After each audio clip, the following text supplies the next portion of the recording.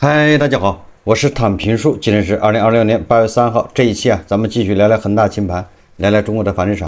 今天看到一則新聞說這個融創又麻煩了華發股份發布公告，其子公司珠海華發房地產以及深圳榮華置地遭融創文旅指控競調違約，被索賠4.82億元。什麼意思呢？就是融創文旅告這個華發股份，要他賠4.82億。為什麼賠呢？是因為當初我們合作的時候你沒說實話，對吧？你虛假，就這意思咱們簡單理解，那就是融創要跟華發要索賠4.82億。結果華發兩家子公司提出反向請求，指控融創文旅違反總部項目義務等多項違約行為，反請求金額4.81億元。7月31日，廣州仲裁委員會已受理反請求申請。你看，互告對方都要賠4.82億，你說說吧，這叫什麼事？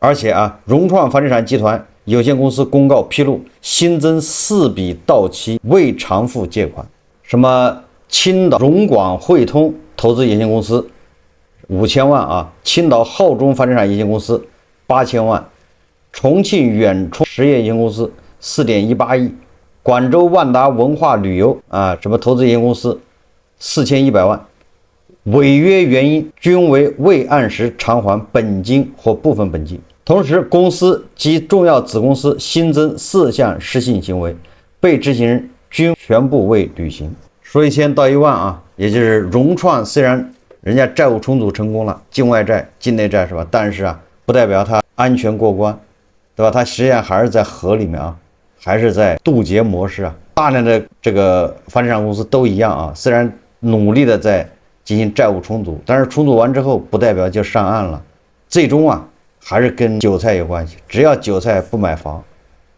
那這些房地產公司它就是債務重組成功，那也是難免難逃被清算了。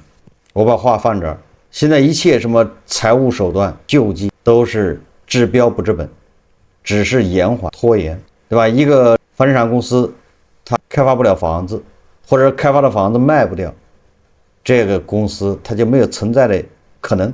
那現在是什麼？現在不就是你沒法開發房子，你開發的房子你也賣不了，是這麼個局面。何況還是個病人，能好得了嗎？那是延緩也就是把這個雷往後推。但是雷你越往後推，它越滾越大，不是不報所以萬科也是一樣。根據這個央行公布的數據大家恐怕也能看到1、2。央行公布2026年2季度末人民幣房地產貸款餘額50.74萬億元，什麼概念呢？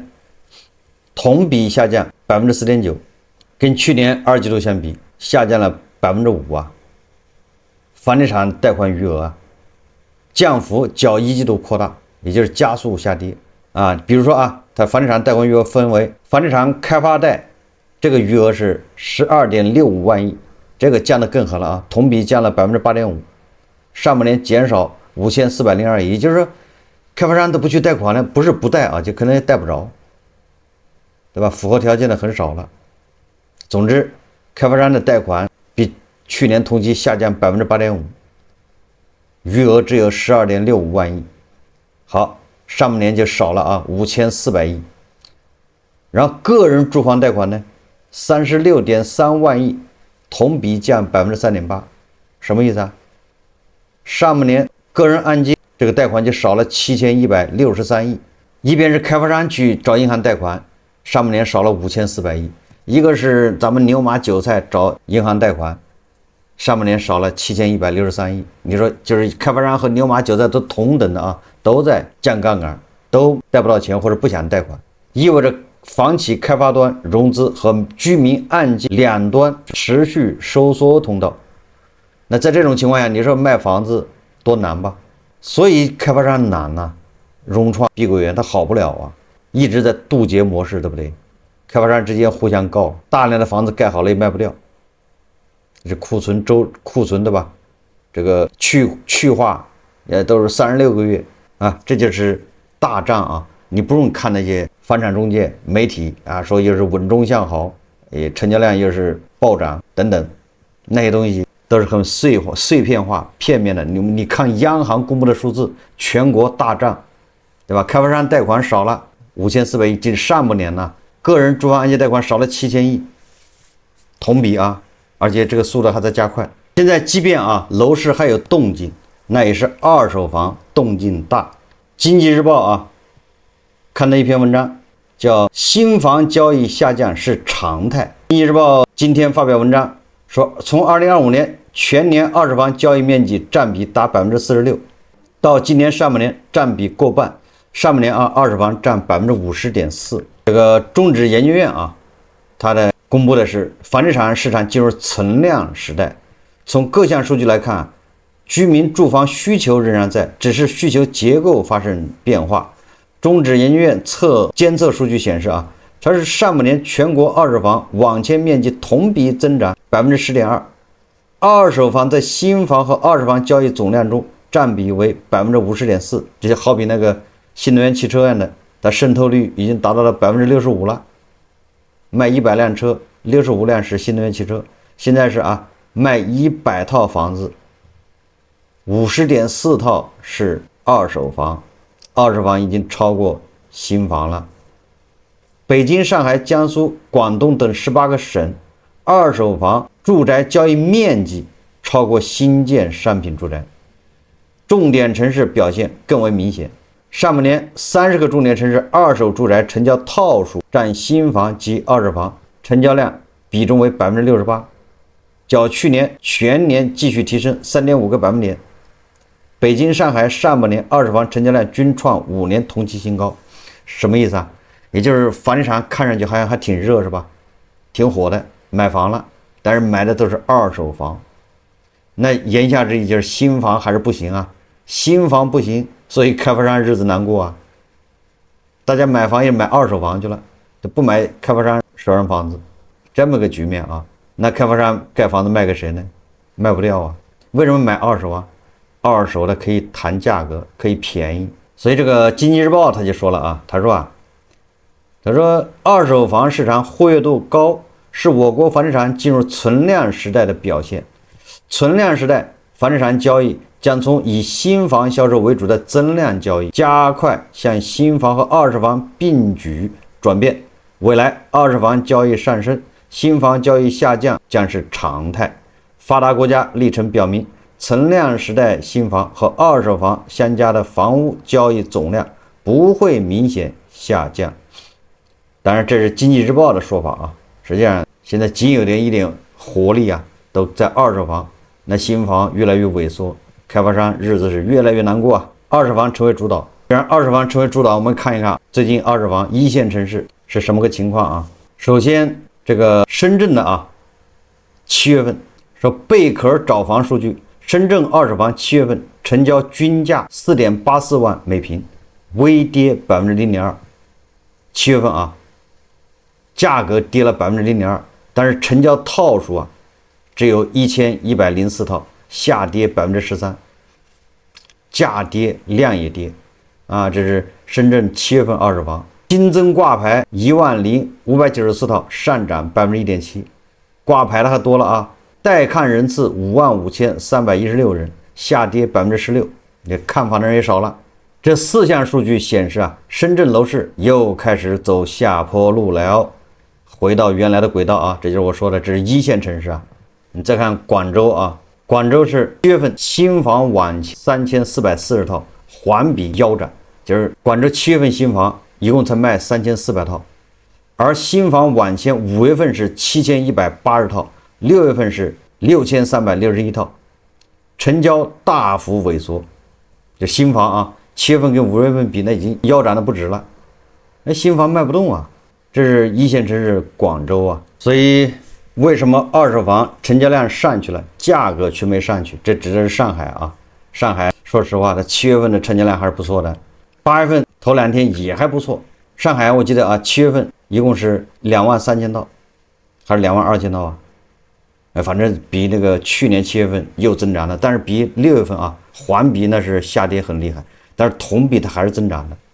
那8月份前2天好像同比也是增长的，环比这就不咋地了。那按理来说，上海的房子这么好，那个价格涨了吧？事实上没有涨啊。你看啊，7月份上海二手房网签量再次超過2万套，达到了23081套，創4年新高。就是這4年7月份啊，它是最高的。相比去年7月的19337套，同比大漲啊，10幾、20%都有。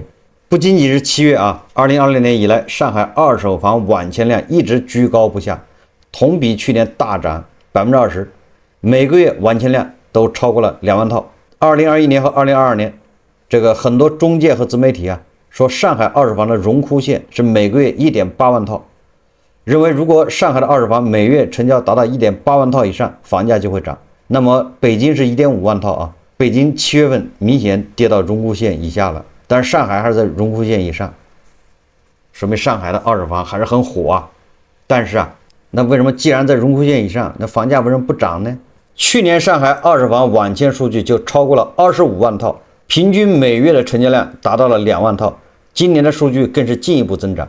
但是上海的二手房價格並沒有出現明顯上漲，豪宅的價格還有所回調。比如2022年有個客戶去看了翠湖天地御苑一套房子，客戶當時說的是3期，當時有套高區看湖景的房子，掛牌價5200萬，而且房東態度很強硬。如今小區同樣看湖的，就是湖景房啊，同戶型的房子3500萬就能賣。你說就是1年啊，豪宅少了1700萬了，什麼概念？1/3沒了啊！不僅僅是豪宅，一些次新小區的價格也有所回調，很多啊，98平掛牌價460左右，現在已經來到了430萬，也就是少了30萬啊。100平呢就能便宜300萬，國民小區啊，為什麼出現成交量上漲，而房價卻沒有同步上漲，反而下跌的情況？原因不外乎有2個，一個這幾年新房供應量持續增加，增加了總的住房供給量。比如新天地近幾年就陸續增加了中海建國里2期、翠湖天地5期和6期、中海順昌9里幾個新樓盤，供應量的增加勢必需要更多的需求，才能達到新的供需平衡。除了新房供應量持續增加之外，最主要的原因就是居民收入預期下降，消費能力不足，加槓桿能力不足。最近幾年大家感受到了什麼叫消費降級，以前的奈雪的茶等高端奶茶紛紛降價求生，主打低端消費的蜜雪冰城反而是越來越滋潤。為什麼以前奈雪的茶高端奶茶賣得好，現在賣不動了呢？就是因為居民收入預期不足，不敢超前消費。以前很多年輕人因為收入穩定啊，對未來預期十足，敢於超前消費，刷信用卡消費，所以奈雪的茶等高端茶飲日子過得比較滋潤。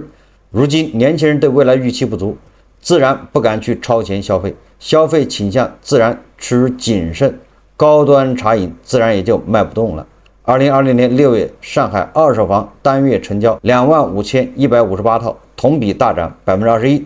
但是2020年6月，上海中長期貸款新增約148億元，是低於2025年6月的約449億元。說明雖然上海二手房成交量增長了，但大部分購房者沒有選擇增加貸款。這個跟剛才啊咱們央行說的，無論是開發商還是居民，房地產的貸款吧都在下降。你看看，也就是現在即便有人買房，他也減少貸款，全款買，是吧？實在全款買不了，他也是按揭貸款得選50%啊。大家主動的去槓桿，降槓桿。如果居民購房的時候不增加槓桿，不增加貸款，那麼房價的增長是極慢的。如果原來的房價是由槓桿堆起來的，購房者減少槓桿，還會導致房價的回調。猶如今年牛冠全球的韓國股市，很大程度上就是靠着槓桿漲起來的。後來韓國股市槓桿斷了，自然就會大幅的崩塌。實際上啊，說到韓國股市啊，這個最美的夏天，韓國人虧掉賣房錢和養老錢，我不知道大家有沒有關注啊？我記得幾個月前啊，媒體經常說啊，你看韓國股市漲了，韓國年輕人已經開始套现。第一個買豪車，韓國的豪車銷量啊，什麼保時捷啊，什麼銷量翻倍，是不是？而且好多人打電話去訂都訂不到，說你再訂都是下個月、下下個月才能提貨，太多了。韓國人賺錢了啊，套現去買這個豪車，這第一個。第二個買房，套現買房。但是最近還有嗎？沒有了啊！那些交了保證金，不是交了首付買車的，恐怕把車退了。你本來他只是股市裡面賺錢買啊，那個情況下，他是不可能把股市啊，他是把錢全拿出來全款買房買車啊，他都是把那個首付拿出來，够付首付，他加槓桿呀，对吧？你股市那麼暴漲，那怎么可能從股市出來呢？他只是把首付款拿出來，結果股市那邊沒了。股市很多還要加錢去補倉，加保證金追加，你不加就強制平倉。所以說這些買車買房的人恐怕還沒高興起來啊，車還沒到手又回去了。韓國人不僅是買房錢、養老錢虧掉，貸款都用光了，說沒錢了，連退休金都全砸進去了。這是韓國股民在社交媒體上的哀號。如果查看韓國股市今年以來的交易指數，也許能理解這背後一驚一乍。不少股民向國內媒體表示，自己的退休金和購房本錢都搭進股市了。本來指望着股市一漲買房的，這回買房的本錢都沒了。你說這就是資本市場。7月29日，在韓國國會大樓外，股民們擺放了一大堆悼念花圈，向國會民意代表傳達某種諷刺和訴苦的情緒。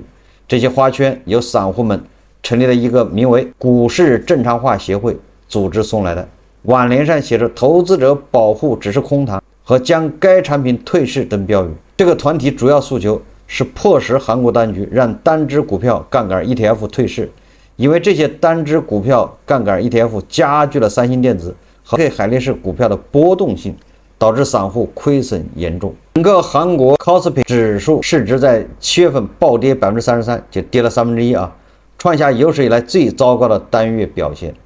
根據韓國國內機構統計，過去7月暴跌幅度超過了1997年10月韓國在亞洲金融風暴期間下跌的 27% 記錄，也超過了2008年10月全球金融危機期間韓國股市 23% 的跌幅。如此幅度的暴漲暴跌，引發了數量龐大的韓國股民焦慮情緒。從最美夏天，韓國股民一下子發現自己深陷至暗時刻。韓國6月股市登頂的前幾周，韓國8家資管機構同步上線16只掛鈎三星電子、海力士的槓桿產品，而且產品一經上市，迅速吸引大量的資金湧入，散戶成为主要買入力量。在這兩只股票上升的時候啊，這種加了槓桿的 ETF 能夠實現比三星電子和海力士個股每日表現高出1倍的回報，但同樣使他們也放大了對個股的持倉風險。比如 SK 海力士股價從6月高位下跌約 50%， 那麼一至2倍槓桿的 SK 海力士在相同的期間內則暴跌 83%。 如此高危的投資產品，依然有這麼多散戶把買房錢和養老金砸進去，背後可以說是出路匱乏的局面。給普通韓國人改命的賽道已經變得少之又少。這個最美的夏天，韓國人虧掉了買房錢和養老金。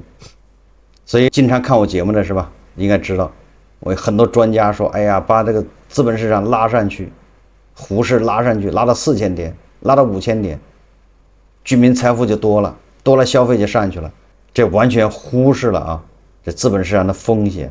你看看韓國股市倒是上去了，從2100點，它現在還是對吧，漲了3倍啊。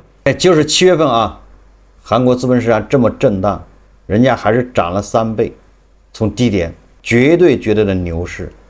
但是有多少人再也買不起房了呢？韓國多少年輕人已經完了。韓國的這些年輕人像極了咱們這邊30-40歲的碼農，在2020年、21年、22年買了房，高位接盤，買了房之後，然後現在失業，一模一樣的。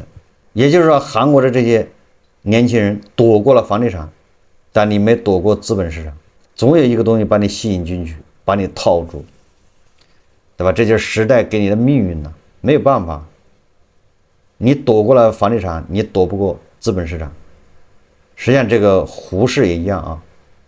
有很多年輕人現在不買房，手上有點錢，哎，他一看這個資本市場這麼火爆，站在光裡，他不買房，對不对？等於買房不夠嘛。然後買了房，他也覺得，對吧，不合適，所以他受不了這個誘惑啊，站到光裡面。結果房地產這一刀他躲過了，資本市場這一刀他躲不過，一樣的啊，也是血淋淋的。問題是你買了個房子嘛，好歹還能住，你買了那些，对吧？所謂的科技新貴，市夢率好幾萬倍的，你敢拿着嗎？慢慢解套路啊！剛才我們介紹了央行數据，对不對？實際上就是中國的居民槓桿率在下降，宏觀槓桿率也在下降，居民加速還債。國家金融發展實驗室發布報告顯示，2020年2季度，中國宏觀槓桿率從1季度的309%降至2季度的308.2%，下降1.1個百分點。這是2022年以來宏觀槓桿率第一次出現單季度下降。2季度居民部門槓桿率下降1.3個百分點，降至57.7%；非金融企業槓桿率下降0.5個百分點，降至179.5%。只有政府部門仍在加槓桿，從70.3%升至71%。也就是說啊，當前中國經濟出現一個非常明顯的變化：居民不願意借錢，企業不願意投資，而政府只好硬着頭皮啊，接着加槓桿。宏觀槓桿率下降的背後，不只是債務風險緩解，反映出私人部門信用需求仍然偏弱。宏觀槓桿率啊，實際上就是全社會負債與 GDP， 就是名義 GDP 之間的一個比值，這叫宏觀槓桿率。這個數字下降，一般的預示着啊，第一個是債務增長放緩，甚至開始收縮，就沒人舉債唄。另一種是 GDP 漲得太快，分母漲得太快了，是吧？過去幾年，中國宏觀槓桿率快速上升，並不完全是因為債務增速過快，還有一個重要原因，價格偏低導致名義 GDP 增速偏慢。同樣一筆債務，但企業收入、居民工資和商品價格長期缺乏增長時，償還起来就會越來越重。因此，物價溫和回升，名義 GDP 增速恢復，對降低實際債務壓力有幫助。但這次槓桿率的下降還有另外原因。什麼原因啊？就是居民和企業主動收縮資產負債表，那這個就是非常非常不好的一個現象了。大家都在降槓桿，不約而同的。居民部门從2024年2季度開始持續去槓桿，截至2020年2季度，2年啊，槓桿率已經降至57.7%。但是啊，居民去槓桿有2種完全不同的方式，一種是收入持續增長，在正常消費和購房的同時，債務佔比自然下降；還有一種就是因為收入預期轉弱，價格下跌，人們減少消費，就是我說的勒緊褲腰帶啊，這種提前還貸，用收縮開支的方式降低負債。那這種降低負債，那就顯然，那只會導致通縮嘛。而目前顯然是啊，大家都勒緊褲腰帶在還債。2020年2季度，居民房貸同比下降3.7%，已經連續13個季度負增長，不包括房貸的消費貸款也從1季度下降0.2%，擴大至下降1.8%。過去房地產上行時期，很多家庭願意背負20-30年的房貸，因為大家相信房價還會上漲，收入也會逐步提高。現在情況完全變了，房產價格下降，家庭賬面財富縮水，存款利率不斷下降，但不少存量房貸利率仍然高於存款收益，居民自然更願意提前還貸。一些剛需购房者也開始選擇低總價、小戶型的二手房，盡量不貸款或者少貸款。2020年上半年，30個大中城市二手房成交套数占新房和二手房總成交量的68%。过去是首付買房，長期加槓桿，現在越來越多的人希望降低總價，降低月供，最好不要背太多債務。從家庭安全的角度看，這是天經地義啊。當大量的居民同時減少借貸、壓縮消費、增加儲蓄時，社會總需求啊就會受到影響。這個報告提到啊，2025年居民存款增加了14.6萬億，而貸款只增加了4400億啊。居民淨資產看起來有所增加，但這只是因為大家不願意借錢，不再消費，而不是收入和財富進入了強勁增長階段。居民部分持續去槓桿，中國家庭對未來收入的預期啊正在變得更加謹慎。2020年上半年，全國居民人均可支配收入名義增長 5.2%， 低于同期 5.4% 的名義 GDP 增速。扣除價格因素後啊，居民收入實際增長 4.2%， 也低於 4.7% 的實際 GDP 增速。經濟在增長，但居民收入消費修復沒有跟上。貸款消費本質上是把未來收入提前到今天使用。只有當一個家庭相信未來工作穩定，工資會上漲，才願意承擔長期債務。但就業、工資和房價預期同時變得謹慎，哪怕銀行把利率降得再低，居民也未必願意借錢。所以當前消費不足不能只歸結為消費意願不強，很多家庭不是不知道該消費什麼，也不是沒有消費需求，而是房貸、教育、養老、醫療等長期支出壓力仍在，又無法確定未來幾年收入能否穩定增長。在這種環境下，降低負債、保留現金反而是最理性的選擇。所以你怎麼刺激大家就是不買房，就是不消費，這就是原因啊！刺激沒有用。現階段最需要警惕的並不是居民重新大規模借錢，而是居民和企業長期不願意借錢。但因為私人部門持續收縮資產負債表，往往意味着消費、投資和就業相互影響。居民擔心收入，減少消費；企業看到需求不足，減少投資和招聘；就業和工資增長放緩，進一步壓低居民消費。打破這個循環，政策重點不能只放在降息和擴大貸款上。所以大家要知道為什麼出台這麼多政策，那樓市就是不動，穩絲不動啊。2020年以來，全國已經有超過80個城市推出購房貼息、房票、人才購房補貼、真金白銀的支持政策。就是你買房現在按揭是 3.05%， 那政府給你貼息，讓你 2. 幾就能買。